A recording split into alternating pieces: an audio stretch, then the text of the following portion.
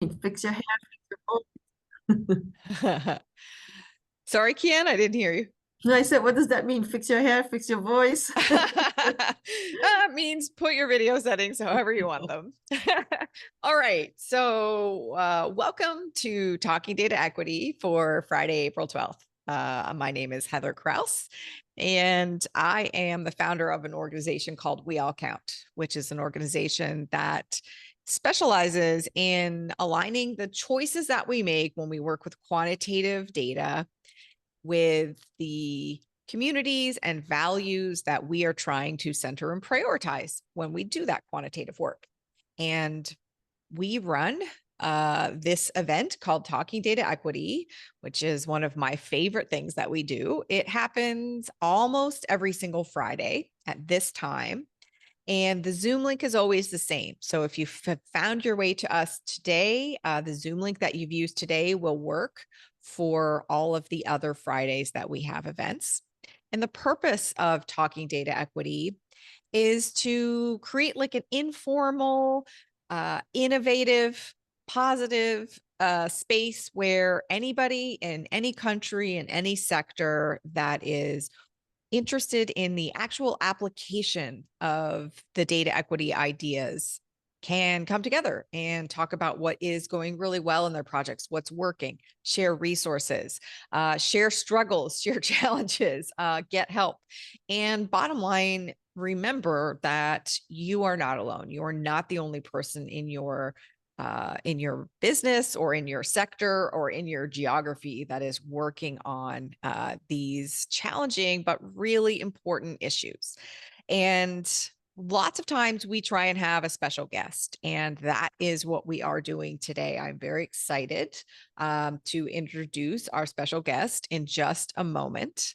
I'm going to do a tiny bit of housekeeping and let you know that if you do have AI or Otter or one of these automated note takers attached to your Zoom account, we do ask that you don't bring it to this particular event. So if you see our tech team removing your AI note taker, that is what we are doing. If you have a chance to remove it yourself, that'll certainly save us time. So we would love that. All right. So I think that's it for the housekeeping. And I want to make sure to leave as much time as possible for our special guest. So our special guest today is Dr. Kien Lee. And Dr. Lee is Vice President of Consulting at Community Science, which is a very, very cool organization that we're looking forward to learning more about today. And Dr. Lee has expertise in the design and implementation of research, evaluation, and strategies that contribute to racial equity.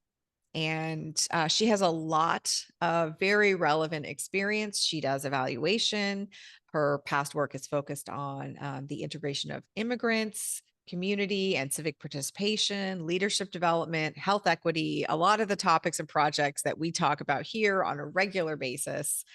She leads and contributes to these evaluation projects and the development of philanthropic, public, and nonprofit initiatives. So, a lot of experience bringing a lot of the different threads that we talk about together.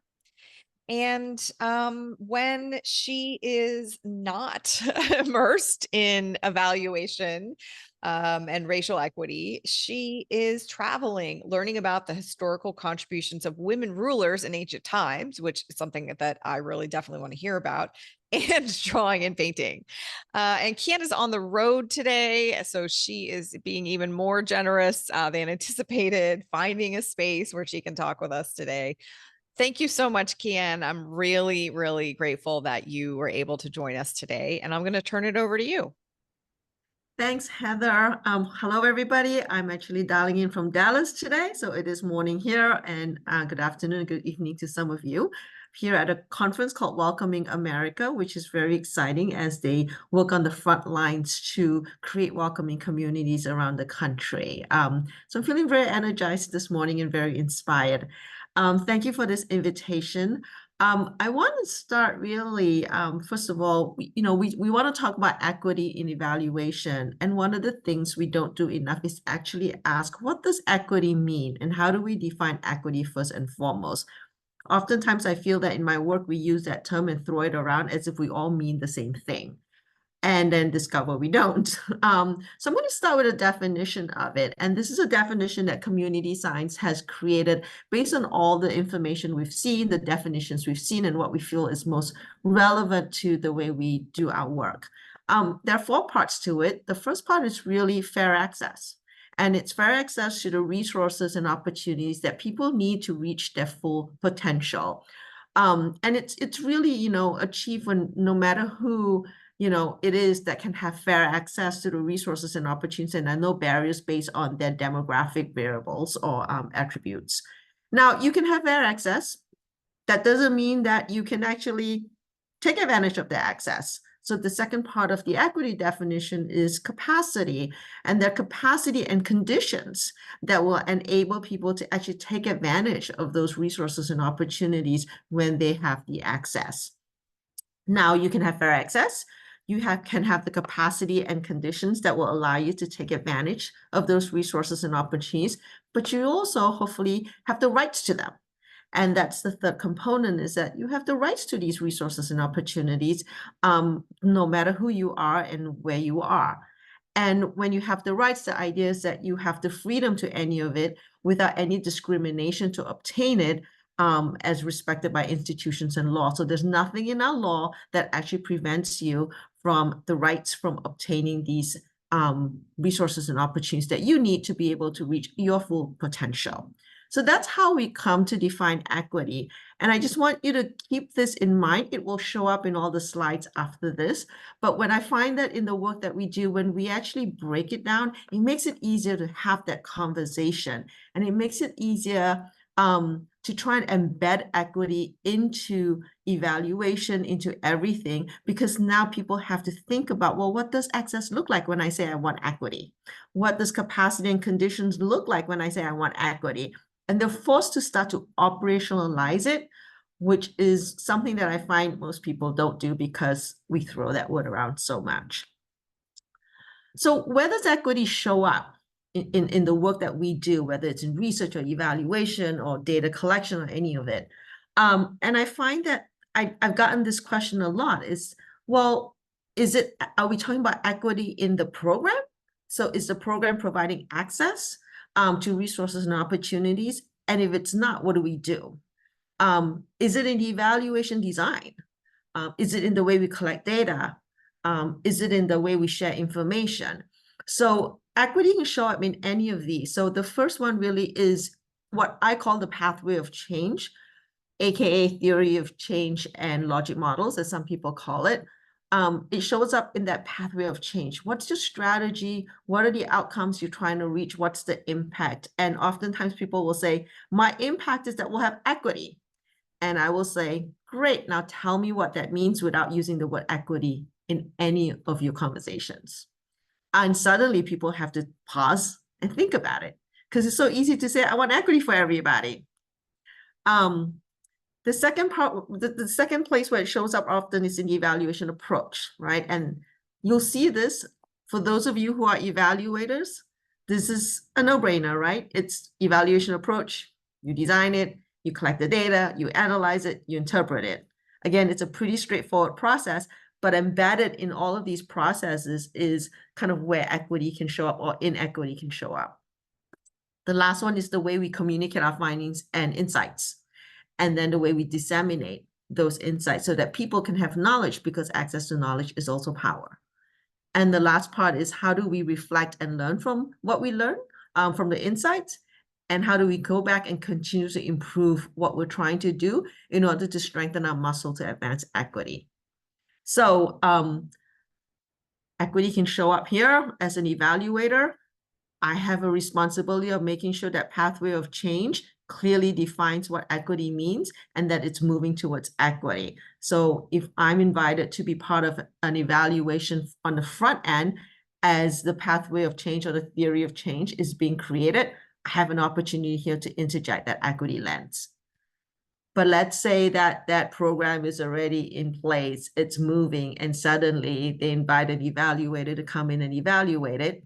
Then you have a chance to impact it at the design stage, right? You can come in and look at the program and say, how do we design an evaluation that applies an equity lens? And that will be threaded out throughout the data collection methods, the analytical strategies, and the interpretation.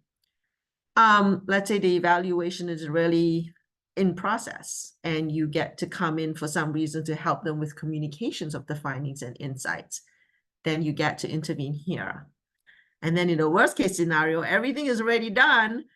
The funder's not happy and they're saying, we need something to change. And you brought in to help them at that stage. You might have the chance to actually impact it here at the reflection and learning process so that they're taking that insight and moving towards their revisiting their pathway of change and being able to strengthen their program, their strategy, whatever it is. So to me, equity can show up in any of these places. And it's really in the way we approach it and attend to the details in each of these processes. And I find that the easiest way, well, I shouldn't say the easiest way. I find that the most effective way for me to apply an equity lens is actually to ask questions and to be really explicit and intentional about the questions that I ask in the work. So let's go to the first one. We'll tackle the first one, right? It's the pathway of change. I get the chance to intervene at the pathway of change. God forbid that we're brought in as an evaluator on the front end of the process before the program's done and the RFP's gone out and indicators have been created. But here's the best case scenario: you're brought in right on the front end, and in developing that pathway of change with funders or with the program implementers, these are the questions I would ask. And I'm not going to go through every single one of them. I think there was a question about whether the slide that will be available, and I would assume yes. But I'm going to focus on 3 questions that I find that we don't often ask, and that most program implementers or funders or whomever don't break it down. They gloss over it, which is, who's supposed to benefit from this program, from this strategy, from this initiative? What is unfair and unjust, and for whom? And I find that if we don't break this down and ask this question explicitly, and it's just sort of, we gloss over it and we say, it's for anybody who's experiencing inequity, or it's for populations of color. What happens is that then the strategies don't necessarily get tailored. And that's where the magic works. If your strategy is tailored to the population that's supposed to benefit from the work, then you're more likely to be successful. But we gloss over and we generalize a whole population and use a very general term, then that strategy just becomes very general. The other question I would often ask, or at least try and explore, even if I don't ask it explicitly, is, where does power lie? Where's the support for this initiative or strategy? Where's the resistance? Because there will always be resistance. And so it's trying to get a sense of that landscape and who's there to support and who's there not to, and who are the champions and who's feeling skeptical about the idea. That's important to explore on the front end and be ready for. And then the third question I often feel that we don't ask enough is, where are those conditions and capacities that need to be in place and be strengthened to ensure successful implementation? It's successful implementation of the strategy, not evaluation. In my experience, I find that, a lot of organizations have this initiative or the strategy and they want to roll it out, but they don't take enough time to ask, do we have everything we need to make sure we're implementing it accordingly? Whose capacities do we need to strengthen if we don't? And most funders will think, oh, it's the community capacity. Don't stop to think about it's their own internal capacity. It sometimes lies in their own program offices and their own evaluation offices, and what capacities they need to strengthen internally to be able to successfully implement that strategy. So I want to share a couple of stories where this has gone wrong and this has gone right. And then I want to invite you all to share, because I know that this should be an interactive session and don't want to hold questions till the end. in a situation where this has gone really well and it's been a joy to work with, it's a foundation we're working with that actually started with a blank slate, and they want to strengthen and build a stronger, healthier, more equitable childcare provider workforce. And in this area where they're working in, they knew that equity was going to be a question because they need to diversify the childcare workforce in the first place. And then they need to make sure everybody has the skills they need and organizations have the competencies they need to be responsive to the communities they're trying to serve. So they did a very smart thing. They brought in a technical assistance provider from the bat to work with all their grantees around equity issues. It was beautiful to see that they thought about this on the front end. Then we work with them to co-create this pathway of change. And we said to them, well, if you're trying to get to a more equitable workforce at the end, the big question, the big elephant in the room really is that there isn't pay equity, that most early childcare providers in this place don't get fair wages. And so if you want an equitable workforce, you have to deal with that issue. The foundation was a little hesitant. They're fairly new foundation. They weren't sure that they had the voice and the influence to be able to even deal with fair wages, and didn't want to overcommit because they didn't want to overpromise the community, which is a good thing because you want to make sure expectations are clear about what the foundation can and cannot do. But this issue is not going to go away. So we said, fine, we didn't push them. We said, let's see what your grantees say when they're helping us refine this pathway of change. So we did that. We went to speak to the grantees. It was definitely something that was front and center in their mind. We came back to the funder and we said, it's front and center in everybody's mind. You can't talk about an equitable workforce without talking about fair wages. So what are you going to do about it? They were great. They said, let's take it to our leadership. Let's discuss it. Let's see where we can weigh in, where we can make some promises, and where we have to be very clear about we can't overpromise. And I said to them, set up those expectations. If you can't achieve it, it's okay, but be clear about it on the front end so that your grantees aren't thinking they're going to get to this equitable workforce in 5 years because you are in the room and you're one of the most powerful funders in the room. So at the end of the day, they spoke to their leadership, made the case, came back and said, it's going to be on the pathway of change. We're going to deal with this issue. And it was a great moment to know that we could put it on the table, and they're now responsible for figuring out how they're going to go about it. But they're committed to it. On the flip side, another funder we worked with who wanted to change community power and shift community power didn't want to define power and said, let the communities define it. Okay, we can let the communities define it. We go out and ask the communities to define it. Two things we learned. One was that the communities often thought about power as individual power and not collective power. That was the first flag.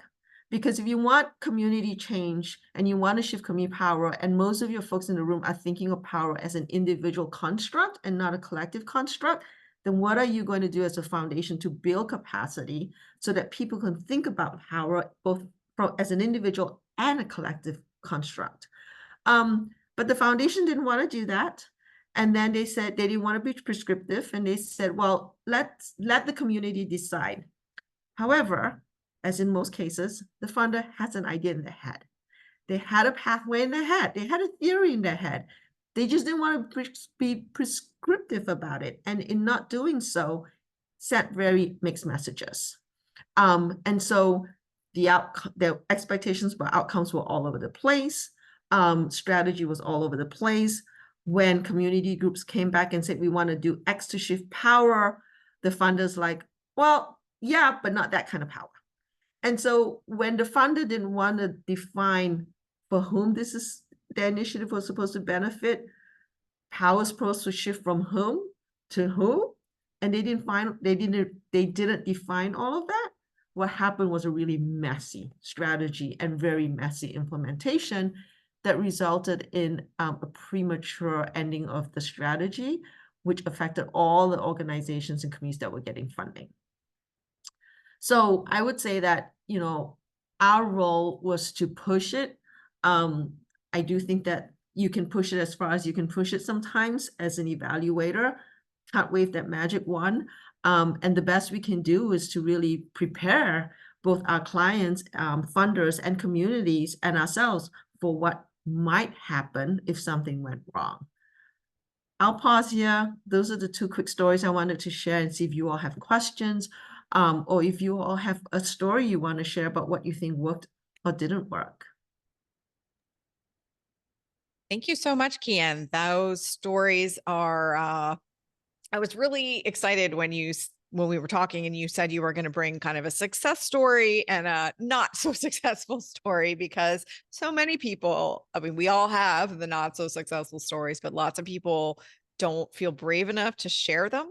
And so I really appreciate that and can very much relate. So let's see if anyone in the room wants to turn their microphone on and either ask a question to Kien about how she goes about implementing this approach, or share us a story of your own, either something that you feel was really successful that other people would benefit from hearing about, or something that wasn't as successful and people would benefit from hearing about. Who in the room would like to jump in? Or you can drop something in the chat if you don't want to speak up. And if you do want to drop something in the chat, feel free to put it either with the drop down menu set to everyone or with the drop down menu set to hosts and panelists. And then I'm happy to read your question out.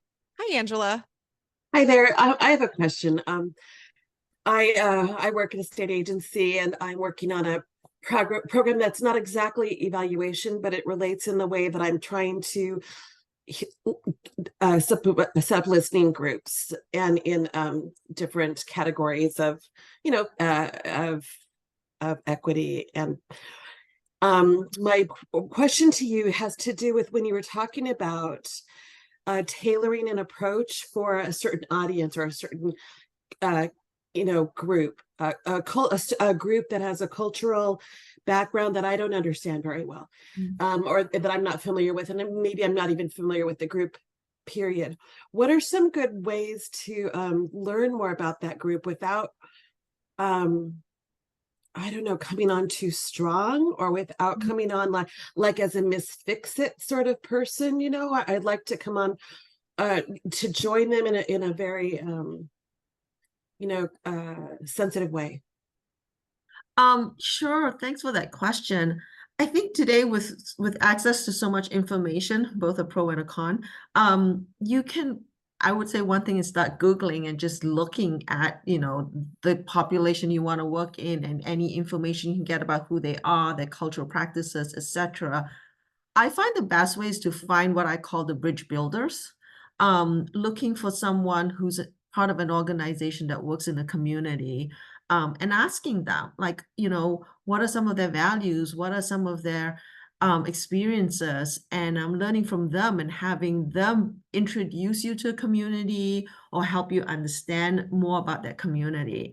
There are, most communities are organized in a certain way, and I use the word organized in a small o. There are structures in communities, relationships, networks, organizations that sit in these communities, that sort of support these communities, and you can find those. You can find those through, if you live in the place, you can find those by driving around the place and stopping at a restaurant, a local restaurant, asking them.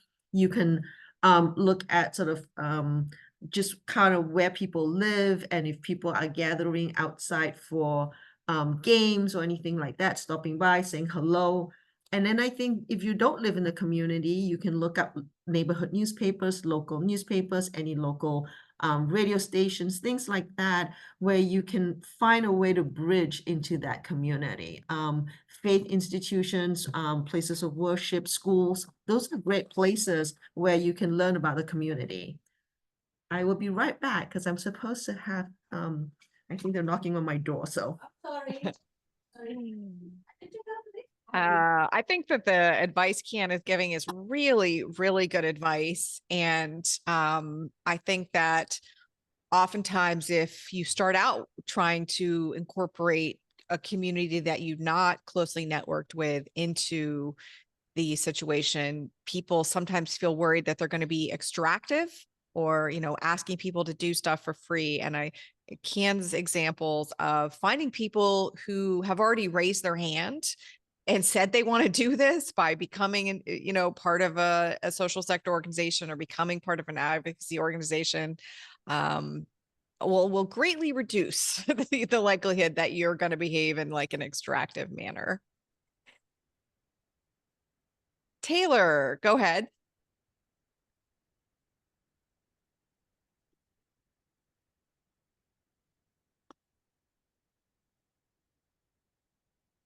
Can't hear you, Taylor, if you're trying to speak. I do Oh, there not. we go. I couldn't unmute until I said, okay, we're recording. There we go. I just wanted to talk about one way that I love this model so much. I like drew the whole diagram in my notebook. And I'm definitely going to share it with my colleagues because I love this kind of holistic approach. And I think we've been doing a lot of kind of a piecemeal approach for each step, because so many of us are so involved in one step. And so, for example, if we're looking at our methods we're designing, we like to state it kind of as an ideal, like, a perfectly 100% representative sample that isn't, all from the same neighborhood, all from the same clinic, whatever. And then we say, well, what's stopping us from getting that now? So when you kind of have this ultimate goal ahead and you say, well, here's where we're at, you can start looking at what's the gap? What are the gaps that exist? Where are we failing? And then work on those areas as targets we found really valuable. And so I find phrasing something as like an ideal and then looking at where you're falling short for like each of these specific steps to be a really useful practice. Thank you, Taylor. Yeah, I think always we have to keep our eyes on the prize and what we're trying to get to. Where's that North Star? And then you can figure out where you interject or where you come in or where you enter in that process is how I often think about it. I know there's another hand up and there's some comments. I'm also conscious of time. So if it's okay, with all respect, let me move to the next few slides and the next session and then continue to try and answer questions throughout and then at the end as well so that we can leave some time for that. I'm going to move to the next slide, which is really about now the evaluation approach and where equity shows up. Again, I don't think any of this is a surprise to many of you. It's again how we do it and the attention we pay to the details. So 4 questions I'm going to highlight here is who's informing the indicators and measures. And again, indicators and measures can be very technical jargon. I often ask people, well, if you made a difference, if the initiative made a difference, what do you expect to observe? What are you expecting to experience? What are you expecting to hear? And I love this one story when a school principal, we were talking about a welcoming school climate. And we asked the principal, like, how do you know when your school is welcoming? And she said, here's what I would see. I would see the teachers hanging out. And every time a kid comes in, the teacher would hug the kid and would welcome the kid. And that to me was such a simple image of what welcoming looks like. But when you look at the measures that are established and validated, it doesn't appear in any of them. And so to me, the importance of asking people what they think they'll see, observe, and experience when it makes a difference is critical. Again, this question comes up: what and whose conditions and capacities need to be in place and strengthened to now ensure a successful evaluation? One of the experiences I often have is that we depend on people reporting their data, oftentimes in writing, but it's a checkbox for many people, right? I got to get a reporting to my funder. Let me just get it done and get it in. They don't always realize that someone on the other end, often not the funder, but your evaluator, is reading it and poring over it to get data. And so when there's no information in there that is relevant to what you're trying to measure, is it because they're not doing the work? Or is it because they just don't have the capacity? Or is it because they don't have the capacity to collect the data? Or they're just not good at reporting? It could be any of those 3 scenarios. So again, support in place to help people know what they should be reporting, what they should be sharing, things like that are critical. And to share in a way that's almost like a story. I think that when we ask people to report information, and if we have the ability to shape the reporting form for our funder or for a nonprofit organization, it's nice to shape the report in a way and think about what's the story someone can tell, rather than have tables and kind of just these very static questions that aren't related to each other. We did it once with an organization that was trying to share, it was trying to diversify the food policy arena. And the grantees had these rich stories that were never captured in the reporting form. And finally, we said, we're going to revise the form. Let's revise the form. Let's ask people what's the story they want to tell. And then what we did was we created questions in the reporting form that were prompts for them to tell the story. I got everything from 5 to 15-page reports. And they were stories. They were really rich stories with the data to back them up. But those prompts just help people think about it differently. And they found it really helpful that way. Is the analysis paying attention to histories, context, and cultures of people? And I'm going to share a story after this about how this is so important. And the patterns that emerge from the data being examined with a systems lens and not blaming the victim lens. Are we saying that, people did not eat, healthy food? They did not, they did not adhere to what the program was trying to do? Or was that people don't have access to healthy food? So what's the systems that's affecting their ability to gain access to healthy food versus reporting that they're not eating healthy food? So one of the stories I wanted to share that has always stuck with me in my work is we were working with a federal agency program, and the intent of the program was to reduce the impact of exposure to violence on young children 0 to 6. We came in the middle, and so the evaluator before us had all the indicators and measures already in place, and the federal agency had a very simple way of measuring the outcome.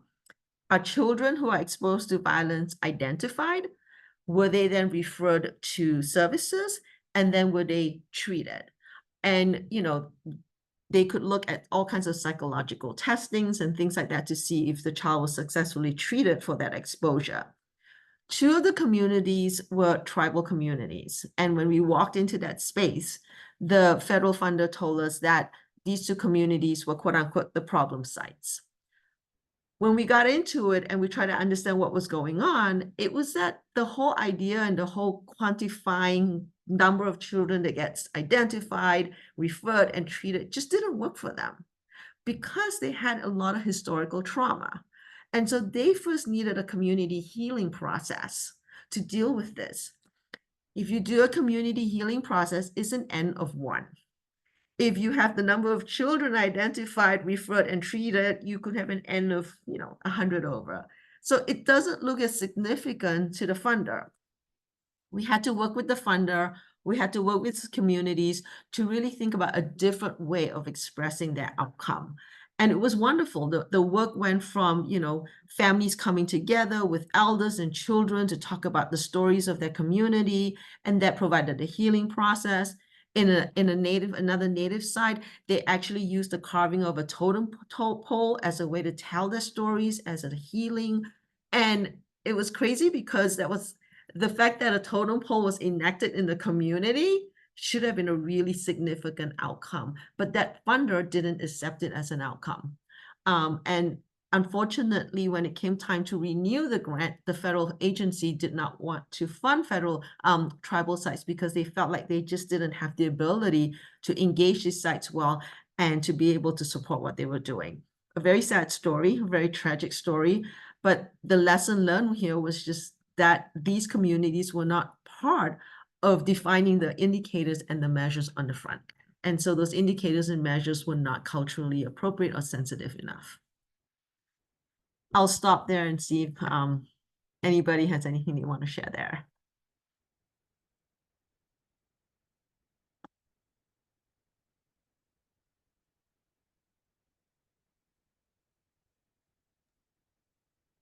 Maybe we should start with Dr. Becker, who had their hand up last time. Thank you. Yes, thank you so much for this wonderful presentation. Mine is along the lines, I think it's building on what you just shared about the differences in understanding of what equity work entails, especially this is happening a lot in the space that I work. I work in a DEI space, and on projects that are meant to help improve equity and DEI within this institution. But what I have experienced and observed is that there seems to be a disconnect between the values of DEI and the expectation for the funders and the implementers. So just to give you a quick example, I've been in a space where some people have been asked to implement a project, a research project that is funded by an external funder, but using volunteers to do that, whom we know within the academic setting that usually those people are the people that are marginalized the most, who are more likely to volunteer and take additional hours. So that contributes towards workload inequities, pay inequities, and minority tax. But this is a federally funded space, and it doesn't seem like the values of what this particular program is supposed to do in terms of outcomes, which everybody wants to help improve equity. So how do you wrestle with that where you're like, no, this is not in line with what you say you want to do or what you say you are doing to the funder and to other people? Yeah, thank you for that, sharing that story. You're absolutely right. And I often ask myself, what can I do? What can we do? And I think as evaluators, we have some power. We don't have a lot of power. And so that's why I always try and see if we can get to the front of the line to influence the program, the pathway of change then, and not coming in the middle. But in reality, most of us are brought in the middle. In my experience, and I'm sure many of you here have way more experiences than I in trying to fight this, there's one thing I know is how far can I push someone to think about defining equity? Again, I just feel like the DEI, and we actually have a whole set of webinars about this. The D is easy when you're trying to think about diversifying, like the measures easier. The I and the E is very hard, and we often get stuck. We do the D, but it's never sufficient. But people throw those acronyms around as if it's one thing. And if we do any one of the D, if we do D, we've got the other two. And that's not true. And so I'm a big advocate of trying to tease out the three alphabets and getting really clear about what they mean. And so that's why I use the definition of equity now in all my work to say, like, what do you mean? Let's break it down. And then for whom? Because you're forced to think that when you're saying, I'm going to provide fair access. Well, fair access for whom? And then I think in the middle of it, you not even in the middle, even in the beginning, you have to think about who are your champions? Who are those people who are going to resist? And I have colleagues that do amazing work in this area. And how do you bring people along? And then I think there's a third piece, which is you can do the best you can. And it's a very hard topic. You're pushing a boulder uphill. And sometimes you just have to let it go because that's also the self-care, right? And you got to take care of yourself, because if you don't do that, then you're going to lose, you're going to lose that energy to be able to keep pushing. So I think there's also that sort of times when you have to step back and go, I did everything I can. I've learned from this. Now I'm going to take this lesson to the next experience. And there's a fourth thing too, I think is important for those of us who are doing this work, is find your community, find your support system, because you can't do this alone. And you're going to get burnt out if you do this alone. So who can support you? Who can be there with you along the way to encourage you? You need the encouragement. You need the inspiration to keep going. I'm going to move to the next set of slides, which is about the communication of findings and insights and dissemination. And the questions I want to focus on here is, whose story is it to tell when you have those findings? And do the stories harm or divide communities? And who needs to know about the findings and insights? We had a great situation where we had to report the findings back to people who are not proficient in English. And my team said to me, like, we got to break down this language so that it's much more basic. We tend to use a lot of jargon. And so how do we not use jargon? How do we make sure that we're not using what's like, oh, it's statistically significant? Well, what does that mean? And so when we had to translate the work and interpret and provide interpretation where we were presenting the work back to community groups, we prepped a lot. And often we think that, oh, if we have the interpreters in the room and we have the professional translators, that's sufficient. It's not. It's actually sitting down with the interpreters and walking them through the findings so that they can understand what you're trying to communicate, because it's never literal interpretation. So we find words like, oh, community capacity, power shifting. Those words, if you literally translate, don't mean the same thing in other cultures. And so we have to sit down with the interpreters and talk through them so that they can actually find the right words to express it when they're interpreting, and not expecting them to interpret in the moment that time. So even with simultaneous interpretation, it's not ideal. And so again, it takes the time to prep, to really think about it through before you just say, bring in the translation, bring in the interpretation. And so when we did this for this project, it went really well. And I think people felt like it was an inclusive environment. In another situation where we actually pushed back on a funder that wanted this, the RFP called for photo voice. And photo voice is a very popular technique. And the topic was about youth who are quote unquote disconnected from their schools and from employment. So they wanted photo voice so that, and perhaps give cameras to the participating youth so that they can take photographs and be able to share the photographs later. We pushed back and we said, first of all, what kind of photos are you all expecting to see? Because my guess is they were probably expecting to see, playgrounds that didn't have equipment, debilitated housing, things like that, but not community strengths and assets. So some of these community strengths and assets aren't in physical form. And so how do you capture that? And so we pushed back and we said, we don't want that. Second, we asked, what are you going to do with the photos? I can just see the photos showing up in their annual report to their board. And I'm like, you need permission from the youth to use those photos. So how are we going to get that? The funder backed off and agreed that that probably was not a good way to use their funds and as a research technique. So we never did a photo voice.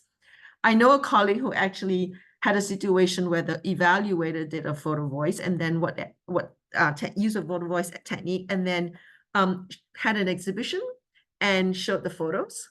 And the community members who came to the exhibit left saying, those were photos that only showed the bad side of our communities, and we spent a lot of money to make rich white people cry. And that was the comment and the feedback. So so it comes back to me about whose story is it to tell? Do the stories create harm, divide communities? How does it show the community in its best form, not just in its worst form? And who needs to know about the findings and the insights?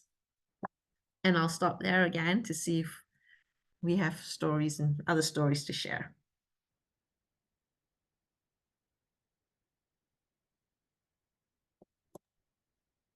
Go ahead, Brianna. A quick question, and this may relate to more so the evaluation approach. Oftentimes, time gets in the way of being as equitable as possible, meaning self-imposed time frames that make us have to curb corners and make tough decisions, usually at the cost of equity. I'm just wondering if you have any insights or feedback or thoughts about that. This is a hard one because as a consultant, for me, it's the balance of how much you can push and slow down your funder and your client to say, if you do that, here's the problem, and how much of it where like you've pushed as far as you can, and then you just kind of got to bite the bullet and do it. One of the ways it's worked for us is we've explained the trade-offs. We get very clear and explicit about, if you do X, Y is going to happen. And if Y happens, here's the impact on what you're trying to accomplish. The trade-off, sort of that conversation, is where we find it most useful. We've had success with some of them. I also think sometimes we forget that funders and others who are trying to do this don't know. And so taking the time to educate them is helpful. we've been successful at times when a funder comes back and say like, you know, we want you to go out and listen to all these communities and go speak to all of these people. And so the sample size is really huge. And we'll say to them, hey, you don't have the resources to do all of that and to do it well. Sure, we can go out and find, you know, 100 people to talk to, but there's an intentionality to that. Who do you speak to? How do you invite them to the table? A group of my colleagues has been doing this work around how do you engage youth who've experienced trauma in a research study. You have to think about everything from, you know, how they get to the place. When they're at the place, they might need childcare. All of this costs money, and pushing back to the funder and saying, this is what it takes to do this work well. And I've had reactions from people of like, oh, we didn't think about it that. Okay, let's think about it. I've also had people say, no, that this is all the funding we have. And then you have to make the hard choice of whether you want to be part of that. And to say, nope, this is just going to compromise what we believe in and we're not going to do it.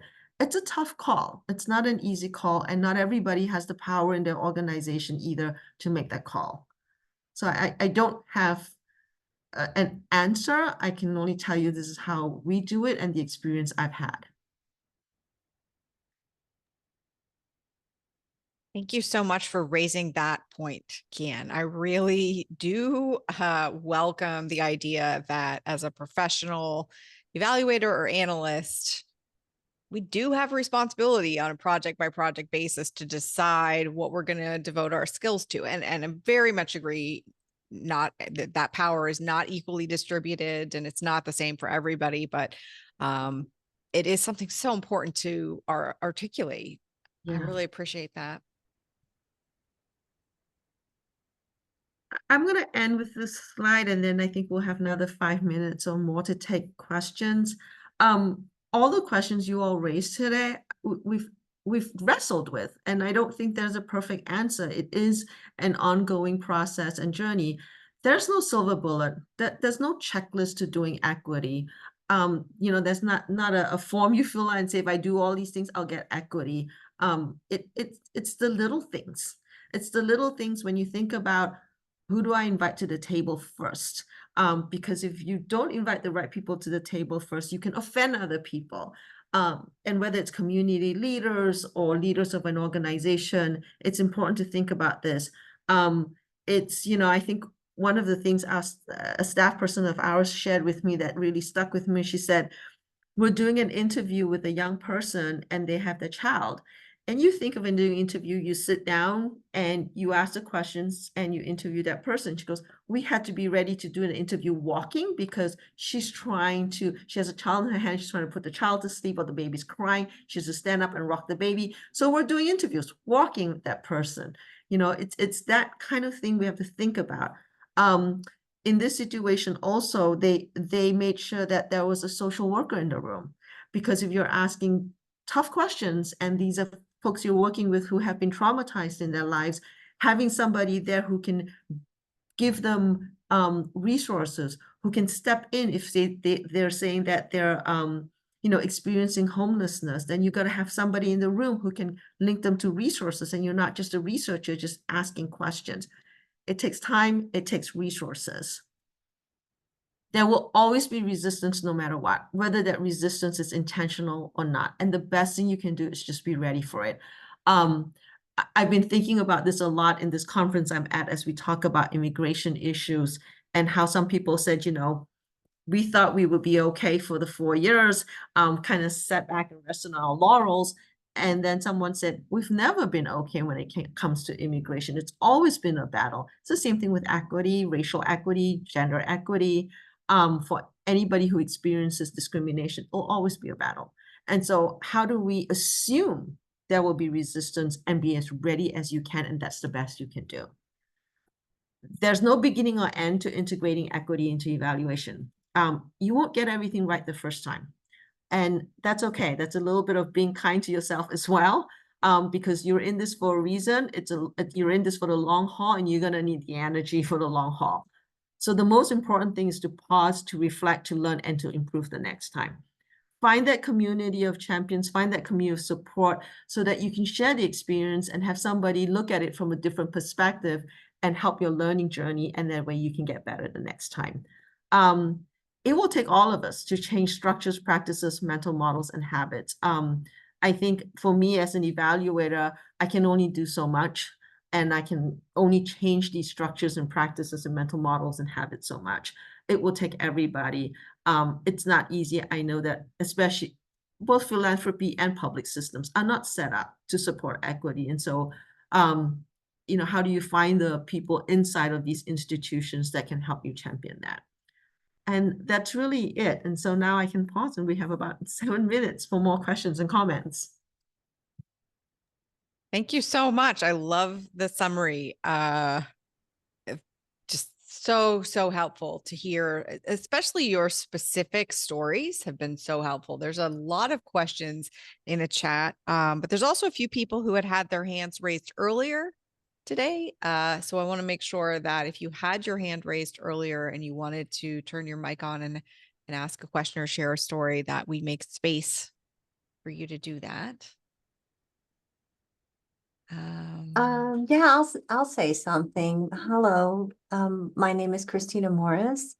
I am Diné, that is Navajo, located in the Southwest region of the United States. And I really appreciate your presentation. And I just want to say too that with evaluation, that linear process needs to also change, and the more evaluators can kind of push back on, especially for federal funding for Native tribes, and challenge the language about how Indigenous communities are posited in these negative colonial ways really needs to be deconstructed, and thinking about disaggregating data, which needs to take on a more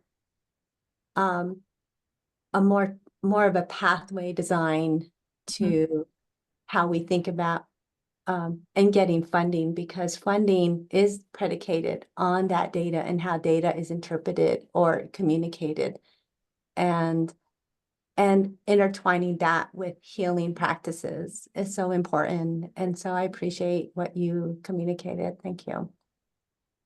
Thank you. In response to that, actually, one of our practices is really to try not to use the word theory of change and logic model as much. Well, theory of change is not that bad because it is, what's the underlying theory and theoretical underpinnings for an idea, an intervention, a strategy is important to flesh out. But logic model, I find, is difficult because everyone's tendency is to think of logic models as squares or rounds or circles or whatever, and lots of arrows.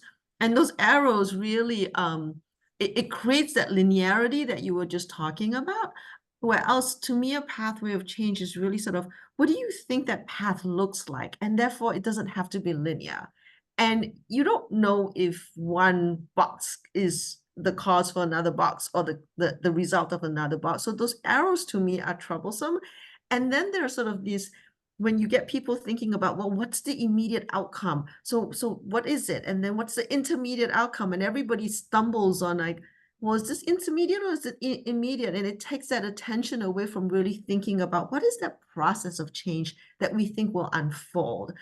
So we've been trying more and more to move away from those terms and really thinking about pathway of change more than logic modeling and all of that. And you can still do indicators and all of that stuff with a pathway of change. So we've been trying to practice that.